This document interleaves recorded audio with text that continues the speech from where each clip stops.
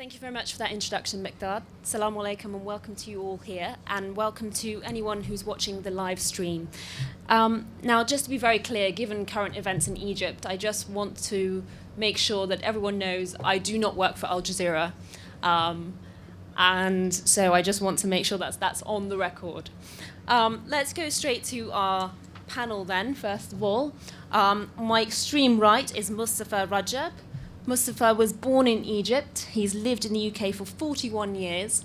He runs his own business, which is Egyptian House, and he's the founder of the Egyptian Association in Great Britain.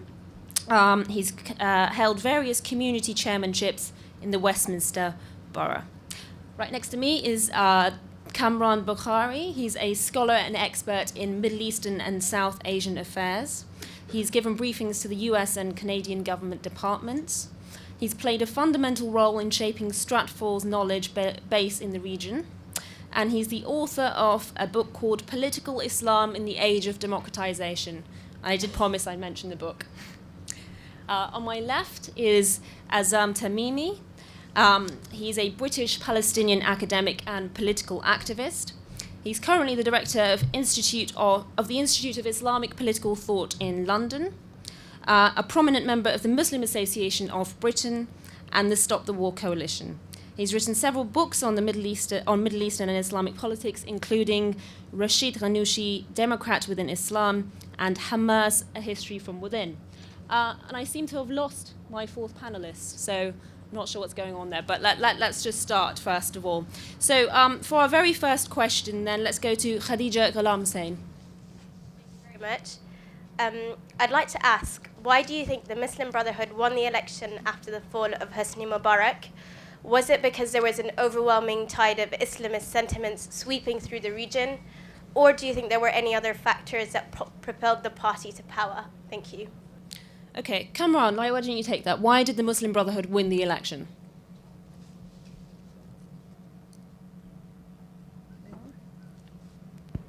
Okay. Bismillah ar-Rahman ar-Rahim. I don't think that there was a large, massive support for Islamism, or because even Islamism in Egypt is divided. We have multiple players, multiple actors.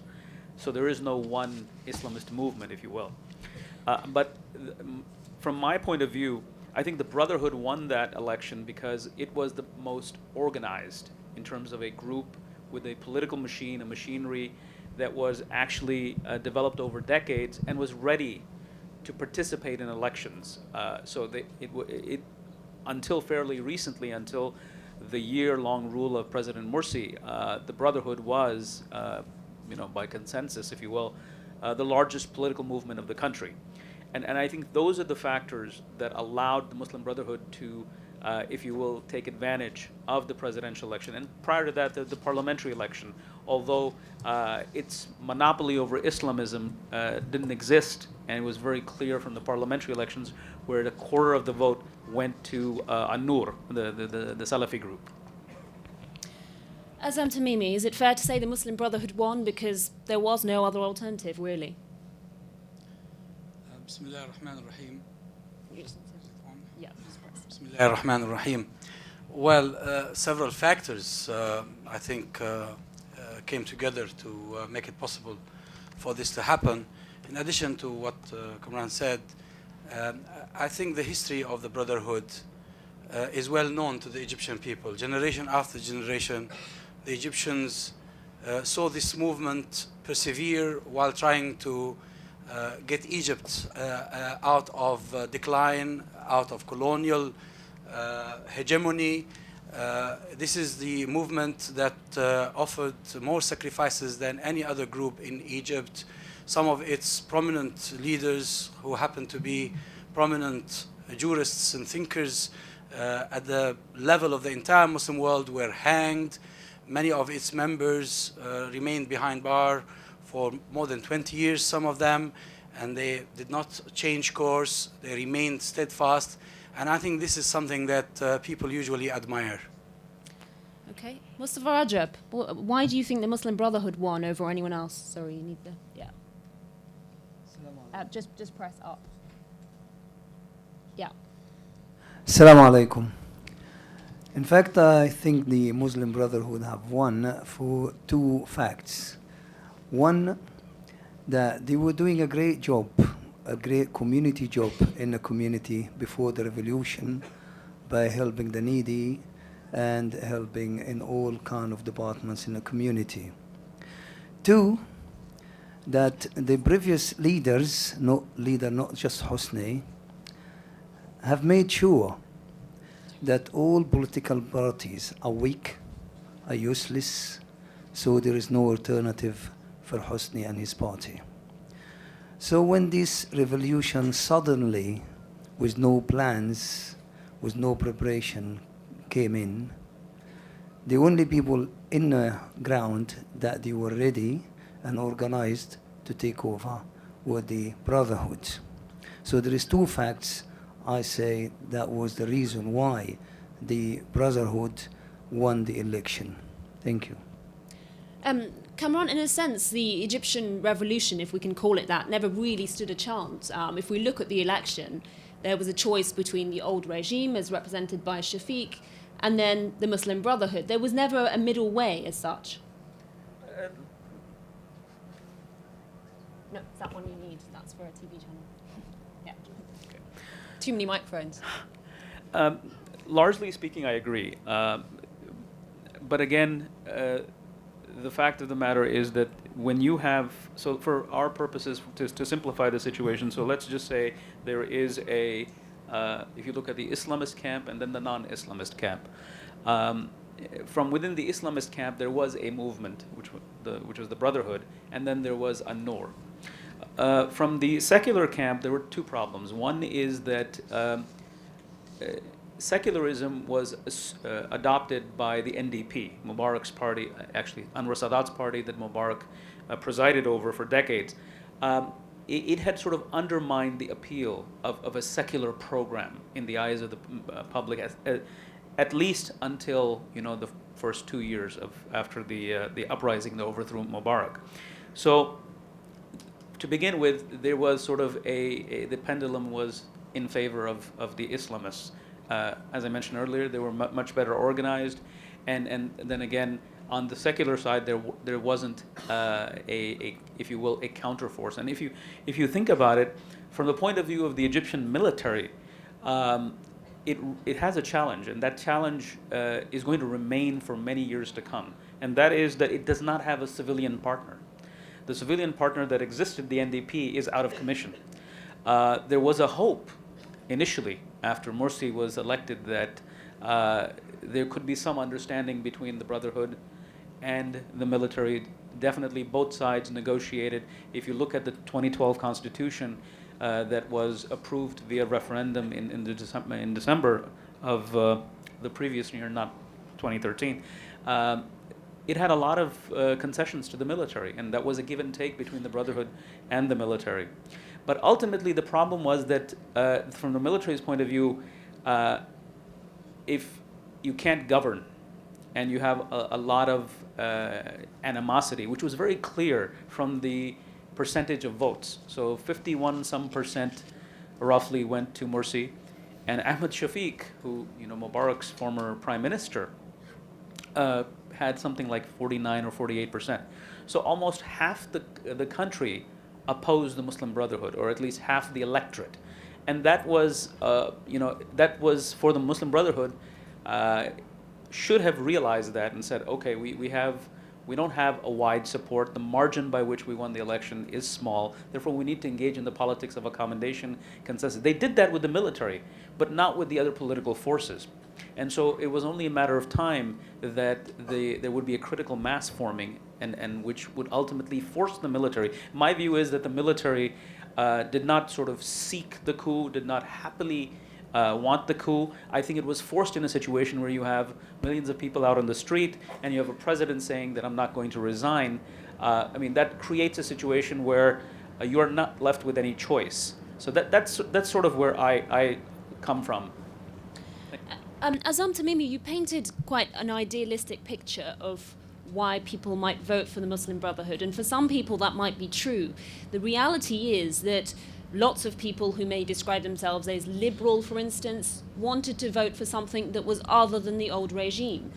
And in a sense, the Muslim Brotherhood won the support from those people and then let them down. That's not true. I mean, you're making an assumption, I don't know, based on what. And I entirely disagree with Kamran in his last remarks. The Muslim Brotherhood, when they came to power, they stretched their hands and opened the door wide open to other groups to come and join them. Actually, there was a concentrated and orchestrated effort by liberal and secular groups and by the losers in the elections to do all they can in order to fail the Brotherhood, or cause the Brotherhood to fail, and cause Dr. Mohamed Morsi to fail. If you go back to the speech given by Sisi, the leader of the coup in Egypt, all the things he promised were going to be done. And we in Al-Hiwar channel, by the way, my CV is quite old. I think it's probably taken from somewhere in the net. Oh, I do apologize. I'm the chairman of Al-Hiwar TV channel. In Al-Hiwar TV channel, we produced a segment which we play regularly, showing that everything Sisi promised the people and claimed he carried out the coup, because the previous night Morsi in his speech actually promised the nation. Morsi was fought by local powers as well as regional powers and international powers because he represented a real change. The Egyptian army, which controls 40% of the economy, the Egyptian army which levies on every bread, on every piece of bread that the Egyptian people eat, on every kilogram of meat that the Egyptian people import from outside, so clearly that they were going to lose as a result of coming to power of a group of people who have clean hands and who were determined to stand by the Egyptian people. The losers in the elections joined hands with the army and with Saudi Arabia and the United Arab Emirates, who feared the Arab Spring and who feared that the success of this change in Egypt was going to eventually arrive at their own doors.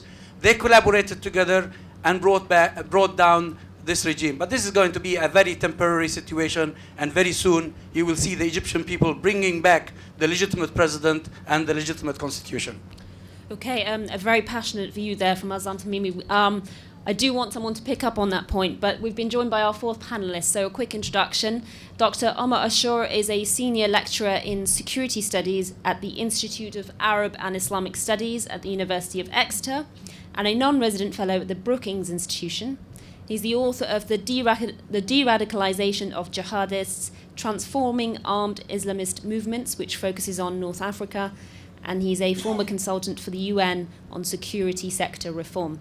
So, Dr. Omar Ashour, we've just been reflecting on the fact that the Muslim Brotherhood won the elections and what the reason for that might be. Can you just give us your thoughts on that?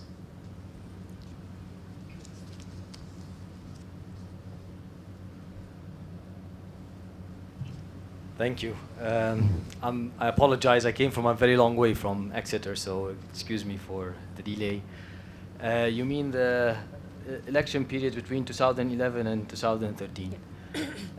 Basically, the Brotherhood, as we all know, came in these elections not with a majority.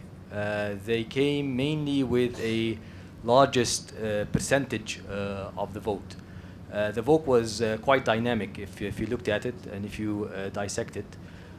Coming in the parliamentary elections with around slightly above 40% of the vote.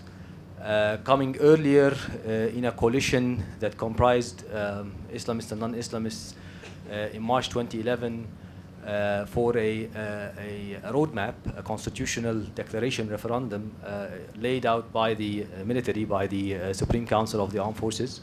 That was 77%. And then after that, you had the parliamentary elections, which again 40%, but the other Islamists had also around 25% or so, no, depending on how you define Islamists. And then after that, you had a victory in the upper house as well. The parliamentary elections first was for the lower house, and then for the upper house afterwards. And then in the presidential elections, which was 13.2 million in the second round voted for President Morsi, 12.3 million voted for Ahmed Shafiq Mubarak's last prime minister. So it was a very tough divide, you know, and the country was very clear. Part of it was strongly anti-former regime. Part was pro the Freedom and Justice Party and the Muslim Brothers and the Islamist Project, of course. But part of it also wanted to see the Ahmed Shafiq, partly because yearning for the old regime, but also partly because frightening with multiple factors. One of it is the rise of the Islamist current, but also, and this is my views on this, there was a very strong class factor in the voting. You had the urban upper middle class and significant portions of the middle class, Cairo, Alexandria, voting against President Morsi, and very strong lower middle and rural support for the president if you dissect the vote. And you can look at the governorates in terms of voting behavior. The landslides were in areas like Matruh, for example, 80%, North Sinai, over 60%, Upper Egypt, landslides in most of the governorates, but losses in places like Cairo, I think 49%, if I remember correctly, and Alexandria. So the divide was, and areas like Zamalek, for example, upper middle class area, you know, the president would lose there. So the divide was very much a class. There was very much a class dimension there. And then ultimately, in the constitution of 2012, you had above 10 millions voting for it, and around 6 millions or so voting against it, voting for the no. This is 32%. Sorry, can I just interrupt you there, because we're going to talk about the constitution this is later 2012. on in the debate. Not 2013. Yeah, we'll go back to that as well. Okay. Quite a lot to talk about, and several constitutions when it comes to Egypt. By the way, I am keeping an eye on your tweets, and there's some interesting things coming through. Most interesting is someone who's suggesting a coup against Kamran because his approval rate is only 30%. Maybe not. Let's take another question then. Let's go to a question which addresses the current situation from Mohammed Walji, please. Do you think the current situation is a direct and inevitable result of the Muslim Brotherhood's incompetence, or was it removed from power because it was unable to sufficiently unite disparate groups and agendas? Okay, Muslim Brotherhood's incompetence or inability to unite groups. What led to the current situation? Mostafa, why don't you take that first? In fact, it's a combination of a few things. One, incompetence, I will put that aside, but I'll say mistakes. They've had a lot of mistakes. They've done a lot of mistakes. And just to let you know that any presidential election, we had a problem with the candidates standing for the election. It's the first election they go for, and they have no experience on how to play the game. And the Egyptian people came down to choose between two personalities that they didn't want any one of them. And I was one of them. We were torn apart. Didn't want to vote for Shafiq because he's Hosni's allies. Didn't want to vote for our friend because people were saying, if we vote for them, we will never, ever see their back. They will remain there forever. So, as a result of that, the people were divided, and the result came 51-49. Even we accepted that, and we said, let's work together. But the mistakes came one after one after one, and just to comment on the thing that is being said, that the Muslim Brotherhood suffered, killed, yes, they have.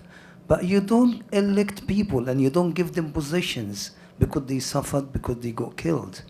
You put people in positions because they have the quality and they have the qualification to do the job. And this is not what the Brotherhood did. They were rewarding people for their suffering. They were putting them in ministerial positions, in leader for the areas in Egypt positions, without having the experience to do so. And also the president had a boss. How can you have a president in a country and he's got a boss? You can't have that. Despite that, mistakes were endless every day, and the people were patient. What do you see as the primary mistakes? The biggest mistake is what I just mentioned. And the second one, that you will find the Muslim Brotherhood every day not listening to the people in the street, not responding to the people on the street, covering their mistakes. And in a debate with the political advisor for Dr. Morsi, I said to him, if you really want to go right, number one, you will have to list your mistakes. Number two, to admit your mistakes. Number three, to put plans to put your mistakes right. Number four, which is most important, is to come out and talk to the people. There is nothing in the world better than admitting what you're doing wrong and say, we've been doing this and this and this wrong, and we have these plans to put them right. But they didn't. Okay. They just carried on covering their mistakes until the inevitable happened. Azzam Tamimi, what do you make of that? The Muslim Brotherhood didn't listen to the people and made too many mistakes. Never heard such a ridiculous claim. Less than a year in office, and then the claim is made that they haven't done well. They haven't done this. They promised to do this, but they broke their promises. I refer you to a detailed report in the Wall Street Journal that was published soon after the coup, in which it is explained that as early as November 2012, which means about 4 months after President Morsi was elected, the first meeting to conspire against the president and to prepare for the coup was held in one of the Egyptian naval offices, attended by Sisi, by a representative of the Mubarak regime, by some of the losers in the elections, and all this funded by the United Arab Emirates initially. Even if the president didn't do well, which I would argue against, 1 year into his presidency, and then you justify a coup that has led to so much bloodshed, to the killing of people while they were praying and fasting in Rabia and in Nahda, to the chasing and the killing of students on campus every day in Egypt. Is this a better scene for Egypt than what used to be existing before? Whatever is said about the mistakes of the Brotherhood or the mistakes of President Morsi are all justifications for a crime against humanity, a crime against democracy. What happened in Egypt, you cannot imagine, can be acceptable in any democratic nation. When you have elected, you have voted, not once, so many times, 4 times, and in every single time, irrespective of the ratios. Irrespective of the ratios, every single time, the people chose the Brotherhood. And then the military comes and crushes the ballot boxes. Such an argument against the Brotherhood we heard when the Algerian army moved in 1992 in order to crush the ballot boxes in Algeria and destroy democracy there. They claimed that if the Islamists came to power, they'll never leave. Give them a chance. Let's see whether they leave or not. I mean, look at the Tunisian experience. Sheikh Rashid al-Ghannouchi and his Ennahda movement have made so many concessions. And still, the liberals and the secularists are unhappy. They don't want to see Islam anywhere on the face of the earth. That's what they want. They want corruption, they want to steal the wealth of the nation, and they want to continue to plunder the resources of the Ummah. Mostafa, you want to come back on that quickly? No, I just want to tell him that Please use the microphone. 1 year in office that you think 1 year in office that you think is nothing, that is 25% of his time in office. He didn't show me any hope. He didn't show me any plans. You're talking like you're having a The demonstration army has no or a right to debate. intervene. The army has no right The to army intervene. This did is not the vote of the interfere. people. The- This is the leaders- The people are the frame of reference, and not the Let bloody me tell army. you let me tell you something. The leaders of the Brotherhood, they are to blame for what happened. They motivated the people to stand in Rab'a. They motivated the people and told them you're going to win against the army. They made the people stand there to be killed. The Prophet ﷺ taught us how to defend our people, how to keep our people safe, not how to throw our people in hell and tell them to stand there in front of the army and fight them. And this is what happened. So you got to blame the leaders of the Brotherhood. And when you're looking at your station, Al-Hiwar, which is one-way track propaganda machine for the Brotherhood and nothing else. So let us see the truth in what you're saying here. You come in here to carry on the propaganda for the Brotherhood, nothing else. Thank you. Okay. You're blaming the butcher. You're blaming the butcher and forgetting about the victims. I'll let you come back on it later on. Okay. Kamran, the voice of calm, please. Okay. I will agree that 1 year is a very small amount of time. But let me qualify that. You cannot turn an economy around in a year. I mean, that much I will grant. And I think that what has happened is that both the Brotherhood, its opponents, the people are not ready for democracy. Democracy is a patient game. I agree that you don't mount a coup because you don't like the leader, because what will happen is that anytime there's a problem, well, let's go to Tahrir. That's the solution. We won't wait 4 years. We won't follow through with the process. We'll make a mockery of the process. That much I will agree. But ultimately, no, there are no good guys and bad guys over here. The problem, or the essence of the problem, is that, and this is natural, and I'm not saying this in a pejorative manner, I'm saying this in a very descriptive manner, is that this is a country that has not seen democracy. The Muslim Brotherhood was not ready for governance. For decades, it operated as an opposition group. So you are experienced in the role of an opposition group. Likewise, and I agree, the military is not going to give up power. Why would they? I mean, one of the things that we need to keep in mind here is that there's a huge difference between what we want and what we can have. And that difference is underappreciated. So if someone was going to assume that the military is not going to intervene, or didn't have a desire to pursue its objectives and its interests, then that's naive. I agree with Dr. Tamimi that the military should not have mounted the coup. But again, what is and what should is a huge difference. But I disagree respectfully with him that there was a, if you will, a very elaborate plot, because in reality, actors don't. There's no perfect situation where you can come in an environment, you can get everybody together and execute your plans. Plans are messy, execution is messy, the planning is messy.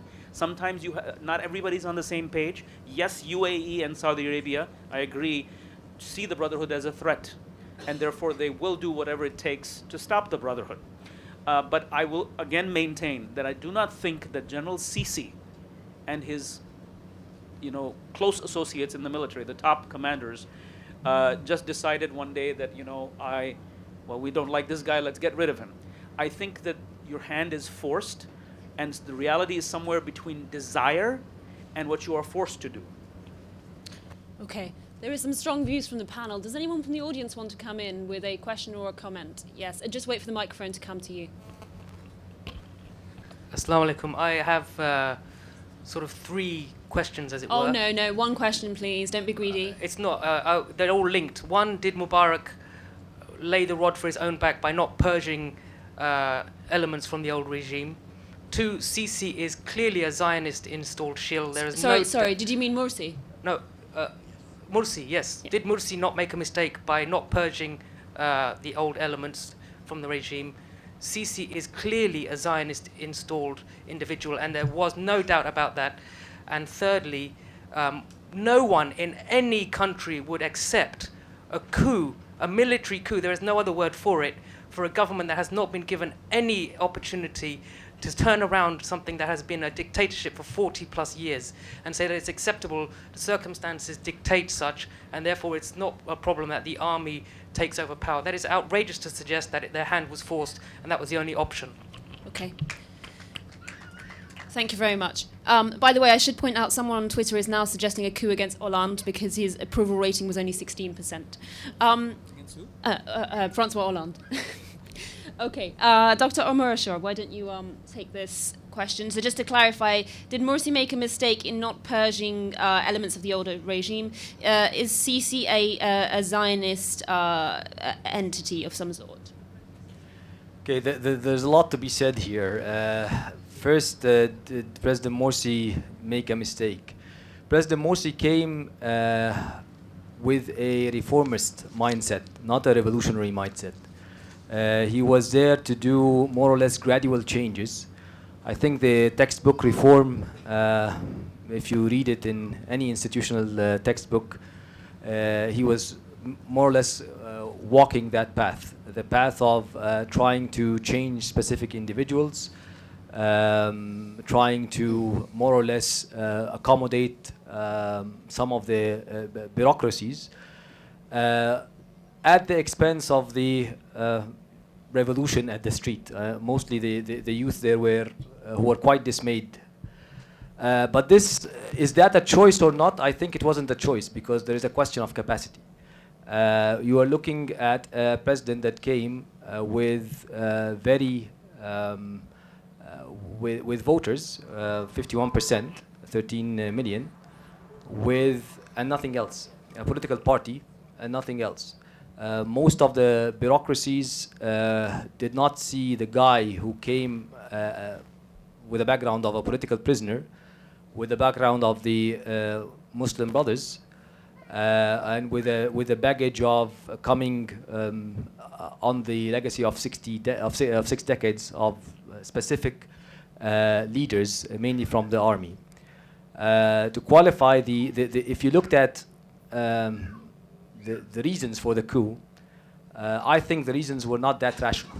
There is a very strong socio-psychological factor in them, because the army was not a loser during Morsi's time. I may a bit disagree with Professor Azzam.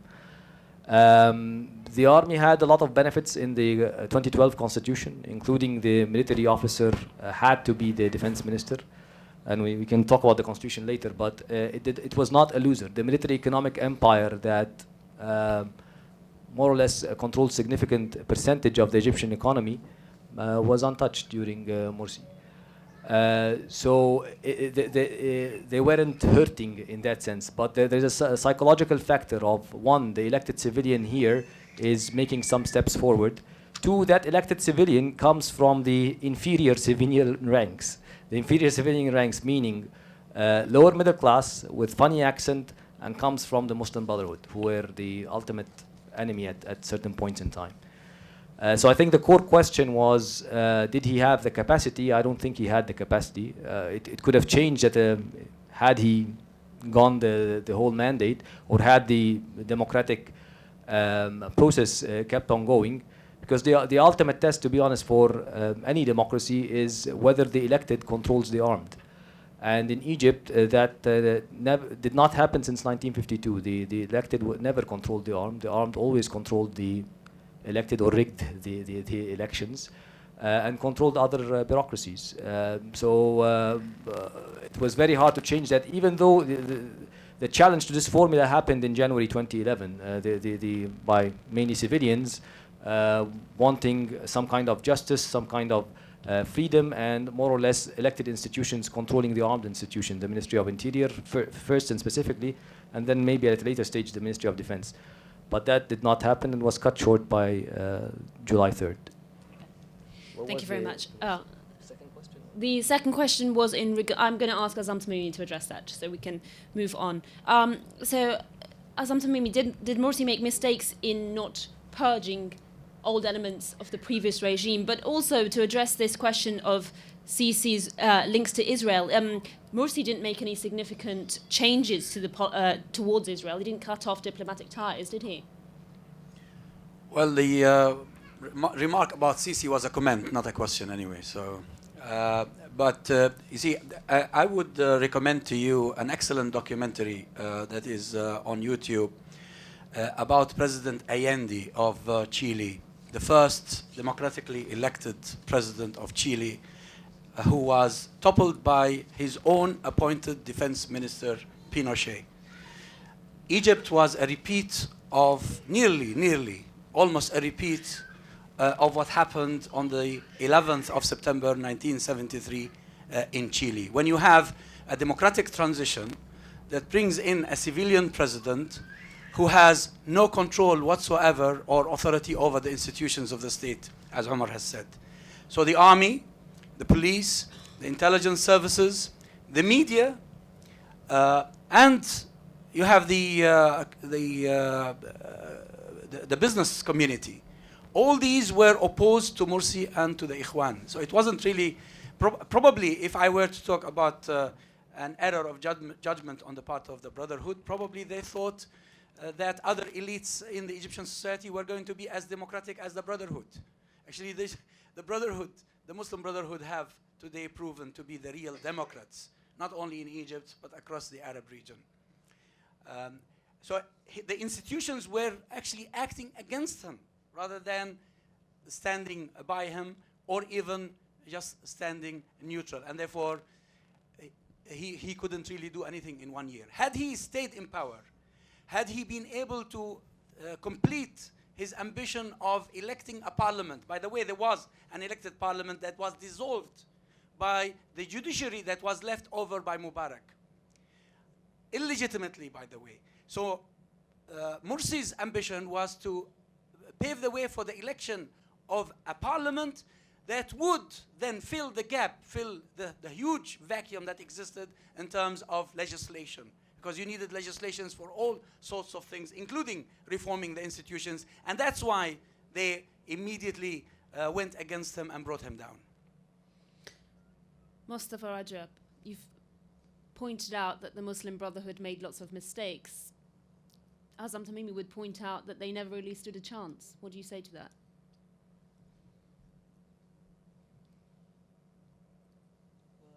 This is an argument that can go forever. The blaming game, the Egyptian people and the Middle East in general, they are excellent in running this blaming game.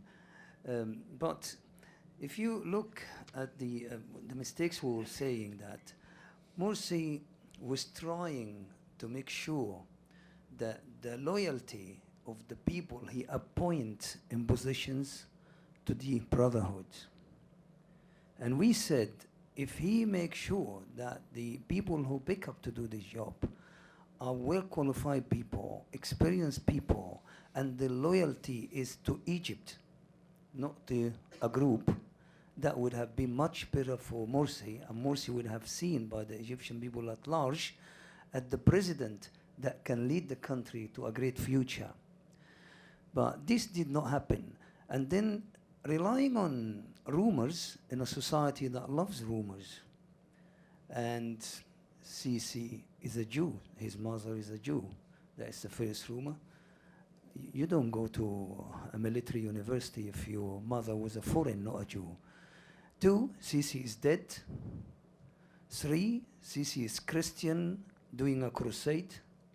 So these rumors that people keep bringing into the Egyptian streets are working against the Brotherhood.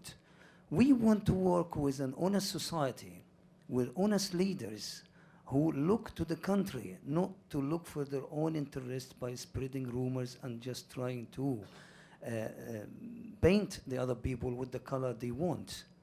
Because we can do better if we work together. We are totally against any killing.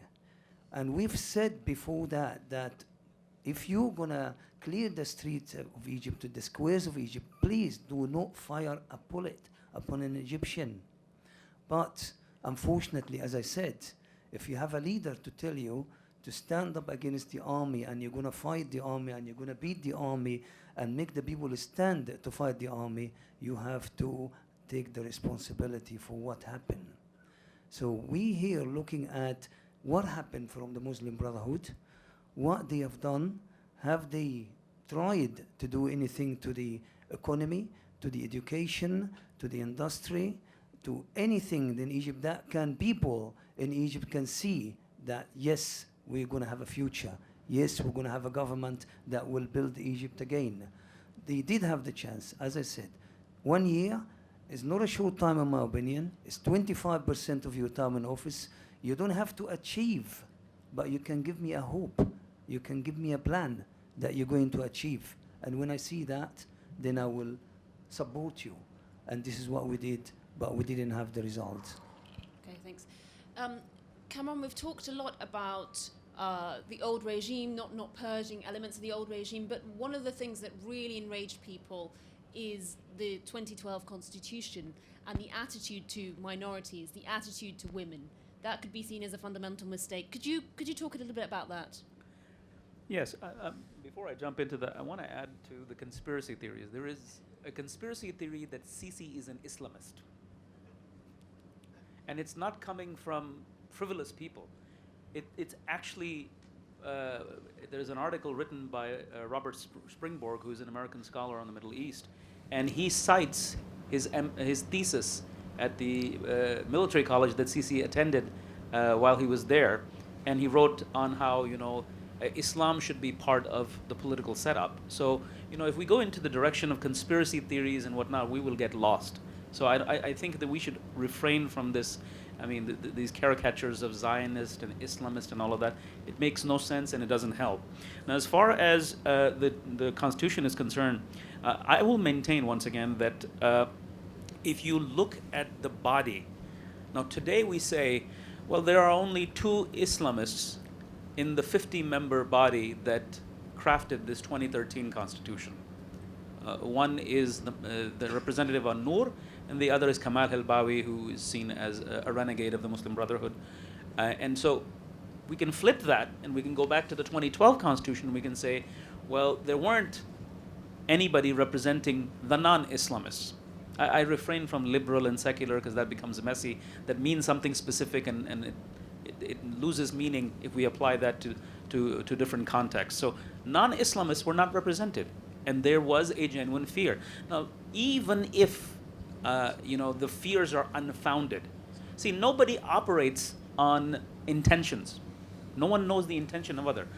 They assume worst case scenario. When political actors, individuals, parties, groups, states, when they make policy, when they make a stance that this is our decision, this is how we are going to, this is the position we're going to take against X, they don't look at intention. So your intention can be, whatever, but they will look at it from a worst case scenario that, this is the Brotherhood, they are Islamists, and therefore they're only going to cater to their interests, they're going to suppress women. It may be true, it may not be true, but at the end of the day, reality doesn't matter, perception is what matters. As Ragab is saying, that if you don't provide hope, if you reinforce those views about yourself that others are portraying, rightfully or wrongfully, then you have nobody to blame but yourself. And I think that the Muslim Brotherhood, again, they made mistakes, but from a higher level, from a geopolitical level, I don't think that the Muslim Brotherhood or anybody in Egypt is ready for democracy. And this is not bad. It's just, this is a long, democratization is a lengthy process. So Omar talked about capacity. I completely agree with him. Morsi didn't have the capacity to purge the security and the civilian establishment and civilian bureaucracy from remnants of the old regime. The problem is in the idea that there was regime change in February of 2011. There wasn't. The regime was just there. The army threw out the chief executive because the chief executive was no longer serving the interests of the established order. The regime never changed. And so to expect that Morsi is going to come in and he's going to do this, he couldn't do that. It's very difficult. Even this government and many, many governments that will come in the future will be unable to turn around the economy to the satisfaction of the poor person on the street. But if you engage in the politics of accommodation and you go out of your way, especially knowing that roughly 50% of the electorate doesn't really like me, then chances are you may survive. Then you know, I mean, it is naive for the Brotherhood to think that the other side would not plot, would not oppose, and especially since, I mean, to expect that, why didn't they wait 3 more years? Well, they're not ready. They're not in that mental frame of reference. I mean, when we use words like democracy and when we use like there should be civilian supremacy over the military, this is ideal. But to get to that ideal requires a path, and no one is willing to take that path just yet. Okay. We've got a question along. Well, actually, we've got some hands up. Let's take a round of questions first of all. So if we just go to the gentleman here with his hand up, and then the gentleman in front. Hello. Just a quick comment I wanted to make, and maybe I could get your opinion. I mean, just from what I see on the news and everything, obviously things weren't very rosy in the first year. But my opinion is that, as bad as it was, if the term did go on for the full 4 years, and I mean, even if we assume it's a total failure, that in itself could be a victory, because it's very possible that the Muslim Brotherhood would suffer a big defeat in the elections. Not that I'd want that or not, I'm just saying that, and then they'd realize that because of bad 4 years, they were punished by the elections. And the next parties to come into power would really have that on their mind. They think, okay, if we don't do a good job now, in 4 years' time, we won't be here governing the country, But now I think that, as bad as it may have been after 1 year, if the Muslim Brothers are overthrown, any government that comes to power won't think 4 years ahead. They might think, okay, how can we stop a coup? How can we, I guess they wouldn't be thinking too far ahead into how to govern the country. Okay, thank you. If you could just pass the microphone in front to the gentleman just sitting in front of you. Yeah.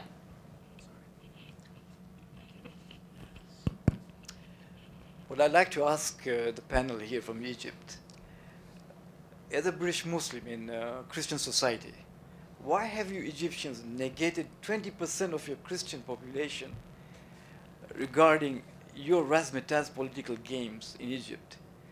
It's high time you included the minority in a proper way. And I don't see any further movements coming at all from the hierarchies of the Egyptian groupings. Can you throw a light on that, please? Okay, so there's a couple of questions there. One is, should the Muslim Brotherhood have been allowed to carry on because it would have set an example for electoral democracy? And the second thing is to address this attitude towards Christians and Shia, we should add. Omar, do you want to come in on that first? On both of those, either of those. Yeah, absolutely. This is democracy in the end. If it's a limited mandate for 4 years or more, and then after that, you get held for your performance. But holding the punishment, if you're a failure in your performance, is you don't get elected. You just get removed. Nobody kills your daughter or arrests your son or puts you in jail or executes you. This is not a democracy when you go that way. And I think with the brothers, the main problem is that they were permanent opposition. They promised wildly for a while because they were never in power. And when you promise wildly, you raise the expectations. And when you raise the expectations and then fail to deliver, you crash. And that explains part of what happened on June 30th.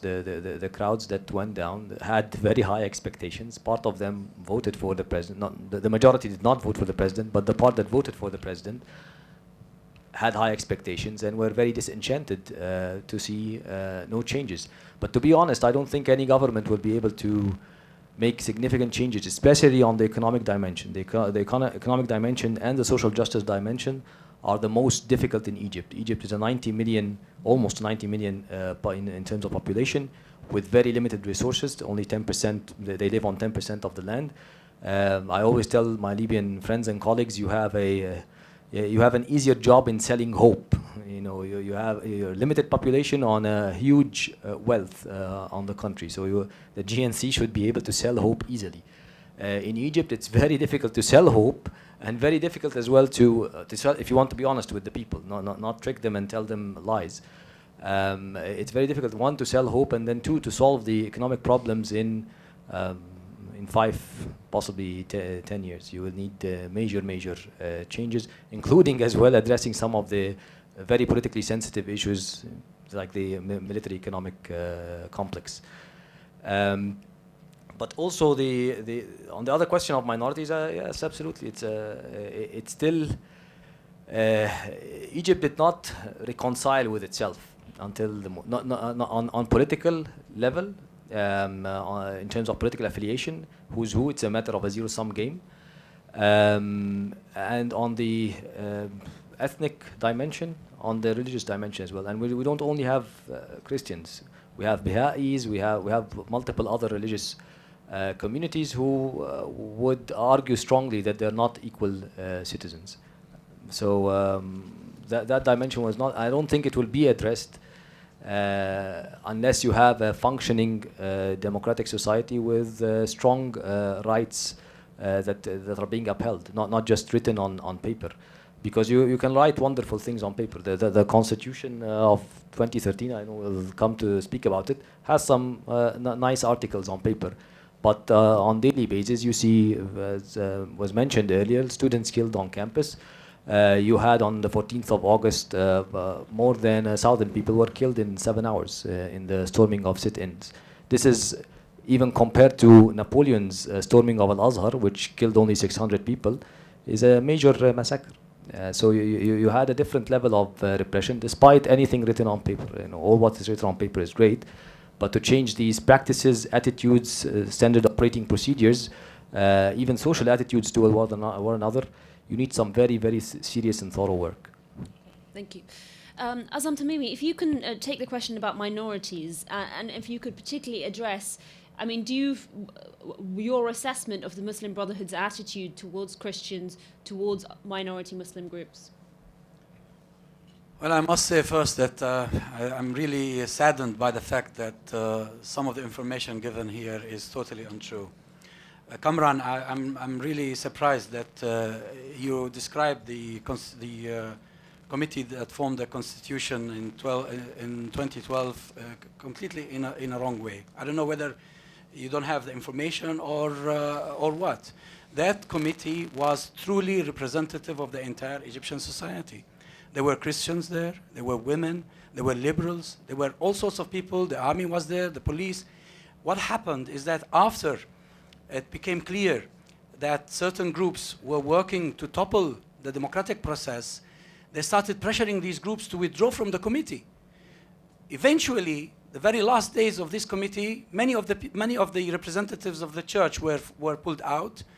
People like Amr Musa pulled out, others pulled out. Morsi himself had advisors who were Coptic. He had advisors who were not Muslim Brotherhood members. 2/3 of his cabinet were not members of the Muslim Brotherhood. He tried to the best of his ability. And now, to bring in issues of minority and women as if to justify the coup against democracy, this is totally unacceptable. You see, you have to bear in mind that what happened in Egypt was a coup against a democratic process. Whether it is the Brotherhood or anybody else that was elected by the people, they should have been allowed to continue their term, and then the people will decide what to do about them when the term is over. Now, of course, in Arab societies, in Muslim societies generally, we have our own culture, we have our own values, we have our own traditions. Some of these are compatible with Islam, some of them are even incompatible with Islam.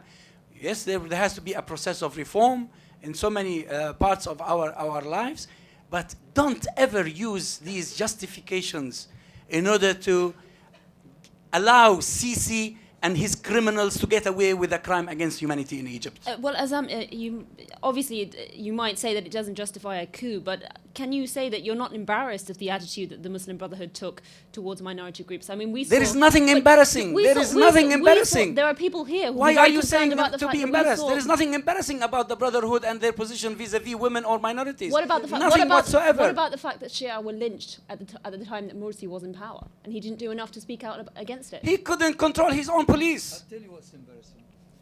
I'll tell you what's embarrassing. Microphone, please. In fact, the good point was made by the gentleman in the back that if the Brotherhood stayed in power for 4 years, that would have been better. But they didn't give themselves a chance. When you look how they scared the minorities in Egypt with the few Islamic stations that came up and the fatwas that were coming out of those stations during that time, the age of marriage and sleeping with your wife after death, and those people may have nothing to do with the Brotherhood, but the Brotherhood did not come out to denounce these fatwas that come in day after day. So of course the people were relating this to the people in power.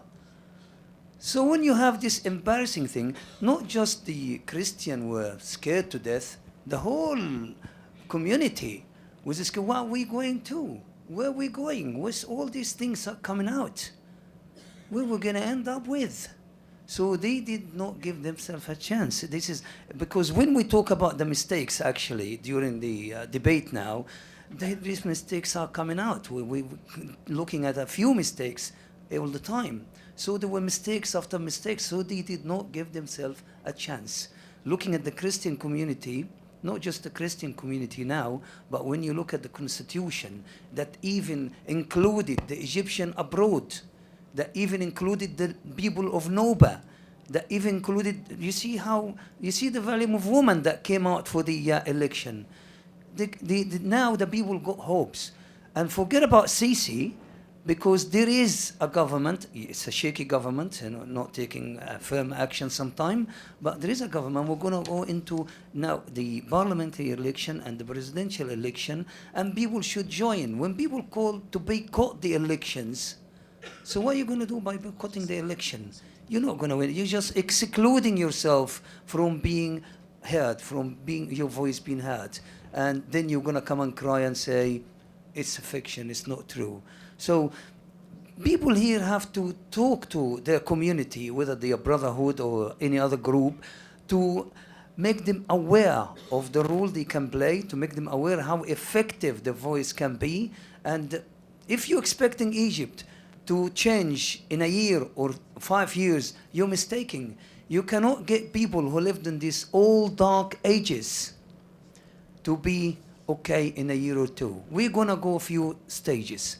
What we are in now, my opinion, is the second stage. We still got a few stages to go through until we come down to the best situation that we can see Egypt in.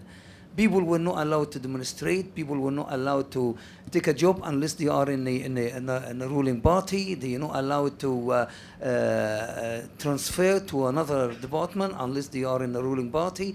People were not allowed to breathe if they're not in the ruling party. Now everybody explains freedom to his own understanding. You have the taxi driver in Egypt think freedom now is not wearing the seat belt. So this is what people are in Egypt now. Until they understand the true democracy and they being trained to use democracy and people get used to that, then we will see a nation. We're not expecting Egypt to be a great country tomorrow. We're going to go through a few stages, and this is just the second stage we're going through. Okay. Azzam, very quick response, and then I'm going to go to Kamran. Well, the laughable fatwas you have just referred to, these are ridiculous fatwas were given by people who today support Sisi in Egypt.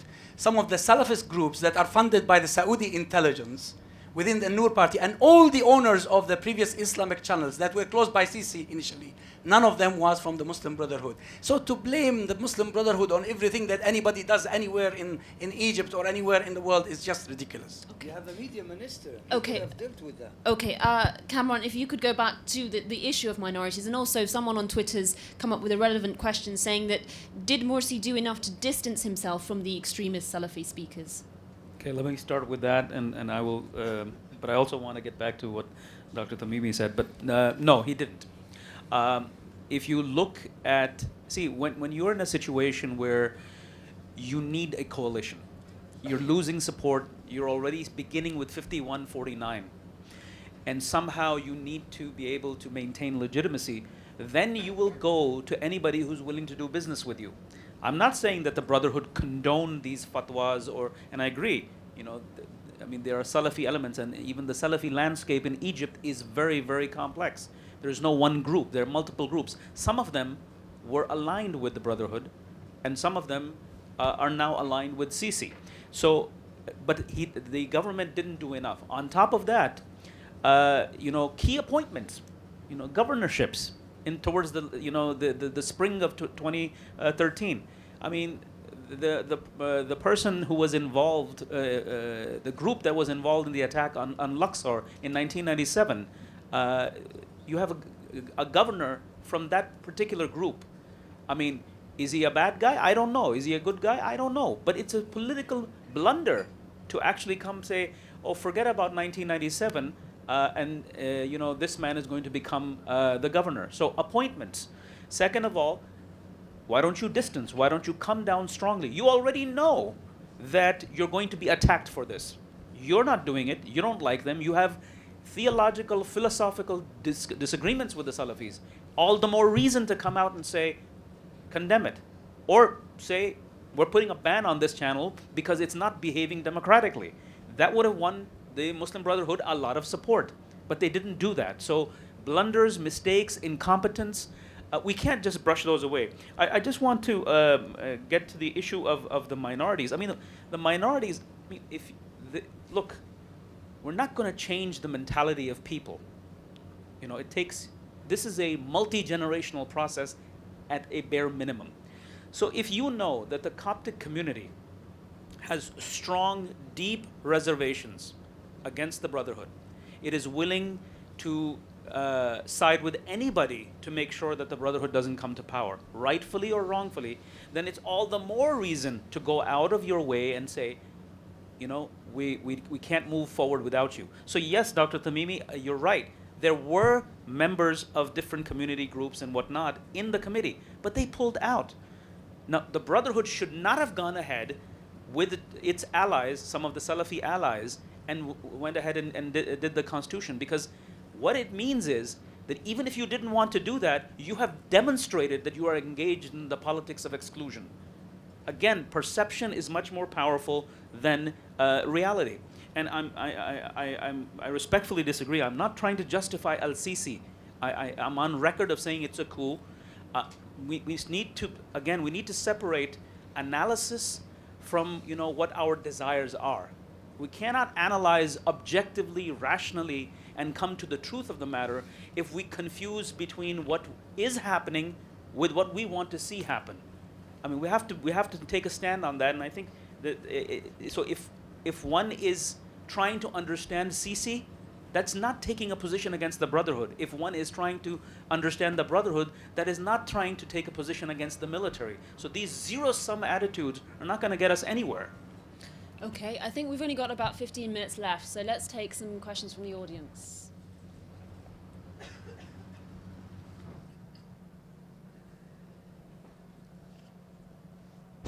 Assalamu alaikum.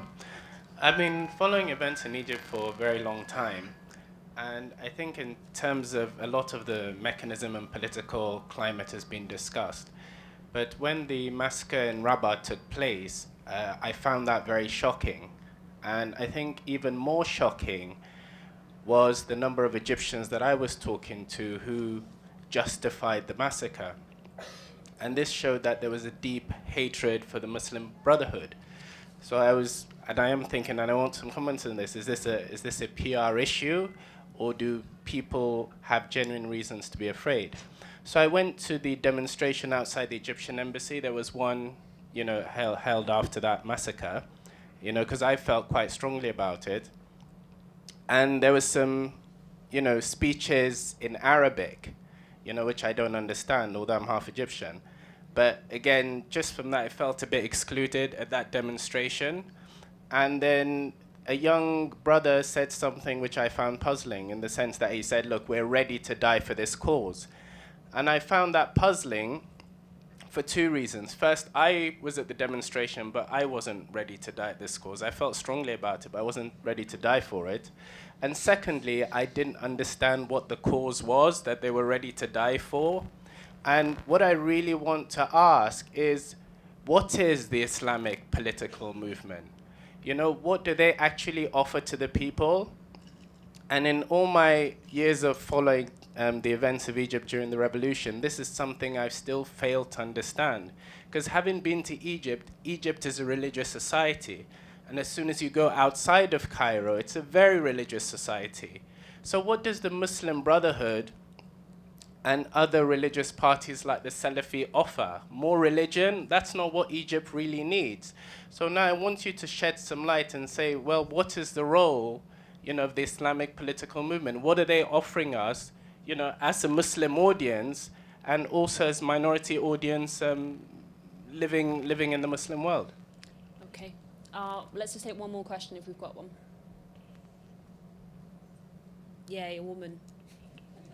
Assalamu alaikum. It's actually really similar to the question just asked. Considering, especially in Middle East politics, the passions that the different groups have regarding their religion and the amount of, we'll say, violence inflicted in the name of religion, is having a party called the Muslim Brotherhood not just a recipe for disaster from the beginning, because people are willing to kill each other over being Coptic or being Salafi or being whatever. If you're going to have one group being represented in the government, surely even the people who just aren't who aren't Sunni are going to oppose it. Okay. Azzam, why don't you start off? Do the Muslim Brotherhood have a PR issue? What are they offering to Egypt? Is it just more religion? And is it doomed from the start in excluding certain people? Well, they may have a PR issue. PR is a very sophisticated business, and you need talented people, trained people, you need equipment, you need all sorts of things. That may be, I don't know, it requires some proper study. Now, see, I can understand that some people may not think that Egypt needs certain things, or in any human society, you cannot get all members of that society agree on every single issue. And that's why what really matters is that we agree on a mechanism of settling our differences, on a mechanism, a peaceful mechanism to manage our affairs, because we are different, we are not the same, we are not copies of each other. We have different mindsets, we have different ambitions, we have different abilities that make us see things in different ways.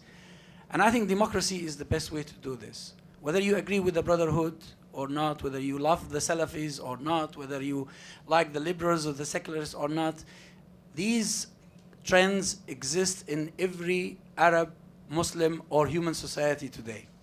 And the only option we have is to respect the democratic process and allow it to take its course. It is in itself an educational process. If you interrupt it, if you don't give it an opportunity, it will never mature. It will never develop. You'll never have a profoundly democratic society. I mean, the democratic societies of the West were not born overnight. I mean, the French Revolution itself, it had so many counter-revolutions until democracy was well established in France, the same in other places in the world. So I think the real challenge anywhere in the Muslim world today is to stick to the democratic process, to defend it. And I think this is the cause the young men and women must be prepared to sacrifice for. See, to defend the right of the people, to be free, to be dignified, to choose their rulers and to make their rulers accountable, some of us might have to give their lives for that. And it's a worthy cause. It's a worthy cause. Because if everybody says, it's none of my business, I'm now going to end in trouble, I don't want to go to prison, I don't want to die. If the people of Rabia did not assemble there to express, even though they were peaceful, to express their opinion, we would never have risen against injustice. Injustice should not be allowed to prevail. And the people who support justice and the right of the people must be prepared to make sacrifices. But Azzam, could you explain what it is that you see the Muslim Brotherhood as offering Egyptian society? The gentleman pointed out Egyptians generally are very religious. So what is it they're trying to offer? Well, he is entitled to believe that probably they have nothing to offer, or the Islamists don't. Well, no, I'm asking you offer. what is it they have to offer? We need to have an entire year to discuss what they want to offer. Give us the 30-second version. The Egyptians, the Muslim Brotherhood, the Muslim Brotherhood stood for an election with an election manifesto. And the election manifesto is available. You can go there and study it. They have a vision for Egypt. They have a vision for life. And they wanted to put it to the vote, to the people to decide. Now, if people don't like them, they are entitled to go and choose somebody else. If you don't like the Muslim Brotherhood, that does not justify joining hands with the army and taking money from the United Arab Emirates and Saudi Arabia to interrupt the democratic process. Okay, Kamran, perhaps you could touch on this. What is it you see as the Muslim Brotherhood was trying to offer Egyptian society? What do you see as their vision? I mean, the thing is that when we talk about groups, we fail to recognize that they themselves are evolving. They don't know what they want at a higher level. So let's say, let's take the proposition that, well, we need an Islamic state, and that Islamic state is going to somehow cater to the political, social, economic, cultural, whatever needs of society. What does that mean? The Brotherhood, is 85 years old. What the Brotherhood believed at this time of inception has undergone evolution, and it'll keep undergoing evolution. So I don't think that the Brotherhood, that anybody knows, I mean, ultimately it boils down to this, that because Muslims are a deeply religious people of faith, therefore religion will have to play some role in society, public affairs, civil society. But then that opens up a can of worms, because how do you ensure that? If the state takes a particular view on religion, then as Dr. Tamimi himself said, everybody's different. So what if I don't agree with your interpretation of X in the religion? What are you going to do to me? Are you going to put me away? Or are you just going to ignore me and say my way is the highway? These are things that are still undebated. And in the book that I just recently published, this is the thing that I try to point out, is that the role of religion in society and public affairs is very undefined. Those who want religion to play a role in politics themselves are not exactly clear what that means and how they're going to go about doing it. I mean, it goes back to democratization. I think every speaker here has talked about democratization as being a very lengthy process. And all societies, I firmly believe that most societies will democratize. How they do that is going to be different. So we won't be a replica of the West. Even within the West, there are different forms of democracies. I think that there is nothing called a Muslim or Islamic democracy. I think there will be many, many Muslim democracies as the years and decades roll on. Okay, thank you. I did say I wasn't going to take any more from the audience, but some positive discrimination, so go ahead. Thank you very much.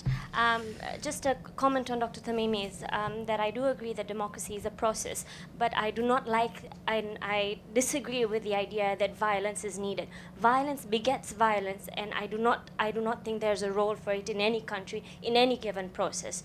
I did not call for violence. Where He did you get that from? he mentioned sacrifice. No, sacrifice means, you see, I'll tell you what. The Prophet, peace be upon him, said, the master of martyrs is Hamza. And a person who stands up to a tyrant and tells him you are wrong and gets killed for it.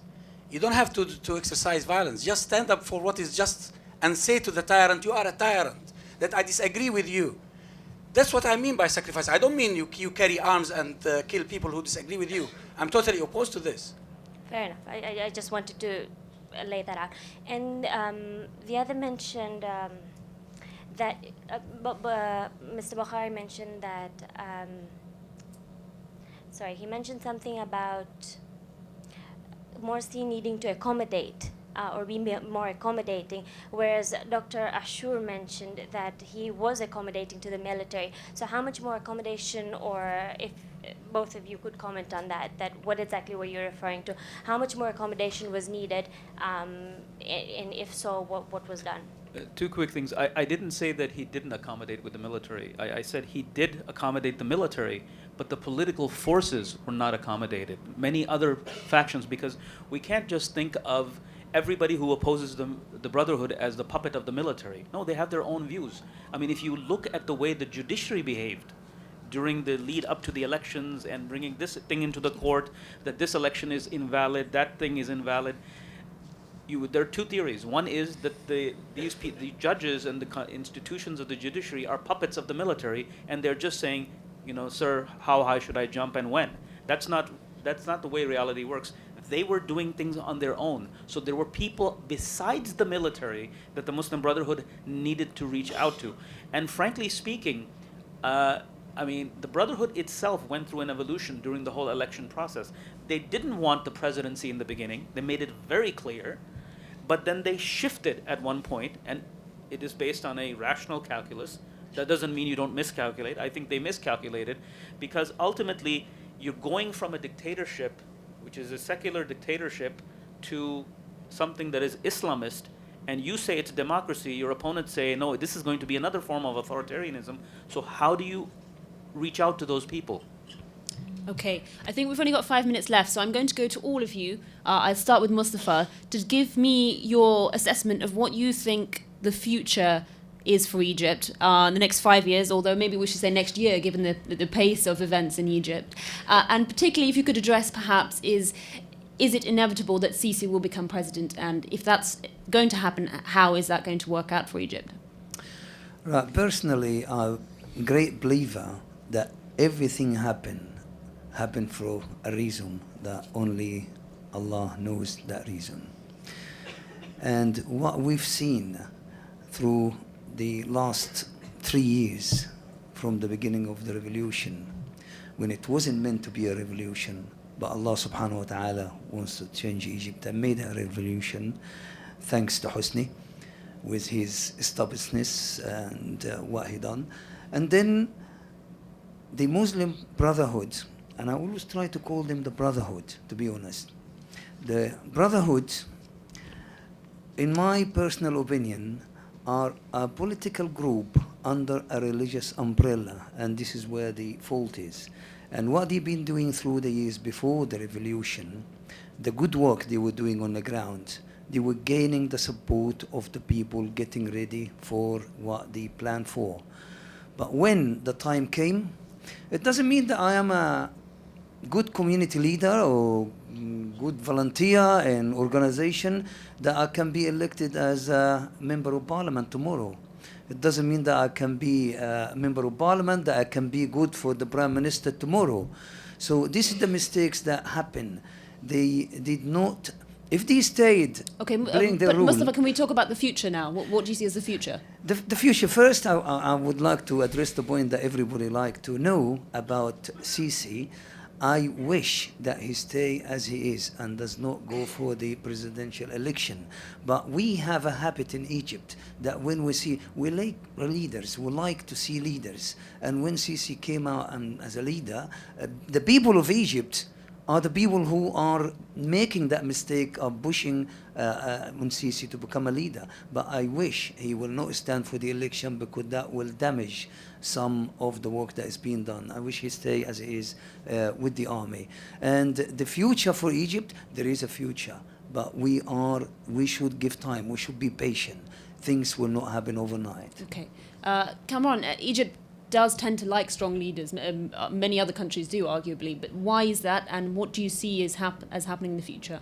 I don't think that Egypt is unique. I think that, we, at one level, Muslims in general are looking for some Khalifa or some knight in shining armor to come and deliver them, from their misery. But the thing is that, Allah says in the Quran that, you won't be delivered until you do something about it. So, the thing is that we can keep hoping, but what we are reinforcing with this mentality that we need this leader, where is this leader?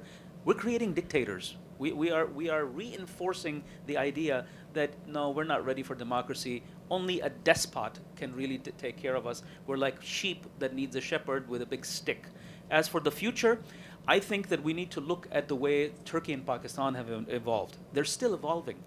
The military supremacy, the civilian supremacy over the military happened in Turkey 2 years ago, when the first time that the general said, we're all resigning, and the government said, have a good day, and they appointed someone else, and nothing happened. No coup, nothing.